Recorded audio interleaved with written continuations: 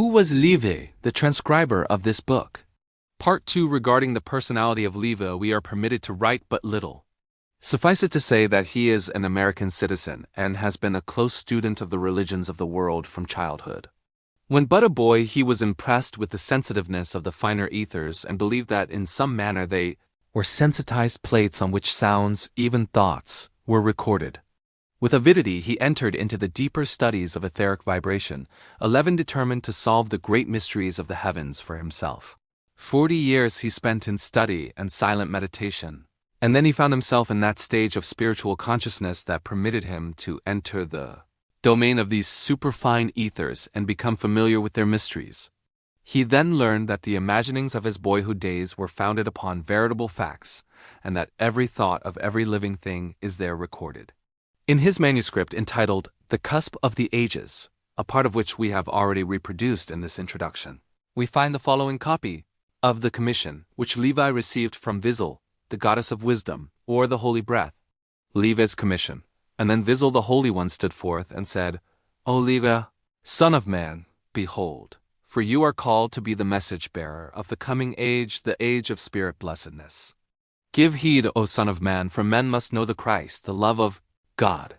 For love is sovereign balm for all the wounds of men, the remedy for every ill. And man must be endowed with wisdom and with power and with an understanding heart. Behold the Akasha. I behold the record galleries of Vizel, where every thought and word and deed of every living thing is written down. The needs of men are manifold, and men must know their needs. Now, Levi, hearken to my words, go forth into these mystic galleries and read. There you will find a message for the world. For every man, for every living thing. I breathe upon you now the holy breath. You will discriminate, and you will know the lessons that these record books of God are keeping now for men of this new age. This age will be an age of splendor and of light, because it is the home age of the holy breath. And holy breath will testify anew for Christ, the Logos of eternal love. At first of every age, this Logos is made manifest in flesh, so man can see and know and comprehend a love that is not narrow, circumscribed. 12 times in every revolution of the sun, this Christed love of God is made full manifest in flesh upon the plains of earth, and you may read in Akasha the wondrous lessons that these Christs have taught to men. But you shall publish not to men the lessons of the Christs of ancient times. Now, Levi, message-bearer of the Spirit Age, take up your pen and write. Write full the story of the Christ who built upon the solid rock of yonder circle of the sun, the Christ whom men have known as Enoch the Initiate. Write of his works as prophet, priest and seer. Write of his life of purity and love, and how he changed his carnal flesh to flesh divine without descending through the gates of death. And you may write the story of Melchizedek, the Christ who lived when Abram lived, and pointed out to men the way to life through sacrifice, who gave his life a willing sacrifice for men. And you may write the story of the Prince of Peace, the Christ who came as babe in Bethlehem, and traveled every way of life that man must tread. He was despised, rejected, and abused, was spit upon, was crucified, but he revived and rose a conqueror over death that he might show the possibilities of man. 1,000 times be said to men, I came to show the possibilities of man.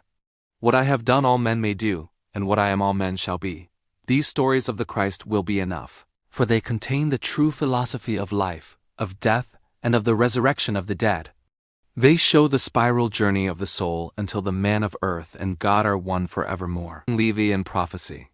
About 2,000 years ago, Elihu, who conducted a school of the prophets in Zoan, Egypt, referred to Levi thus, This age will comprehend but little of the works of purity and love. But not a word is lost, for in the book of God's remembrance a registry is made of every thought and word and deed.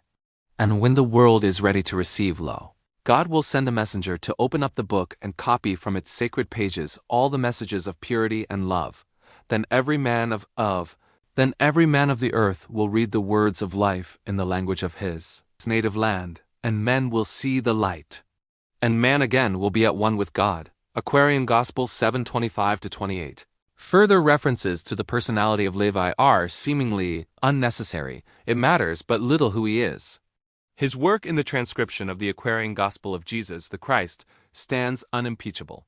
The lessons of this book all bear the stamp of the Nazarene. For no man except the world's greatest master could have touched the high chords of divine love and wisdom which characterize the pages of this marvelous book.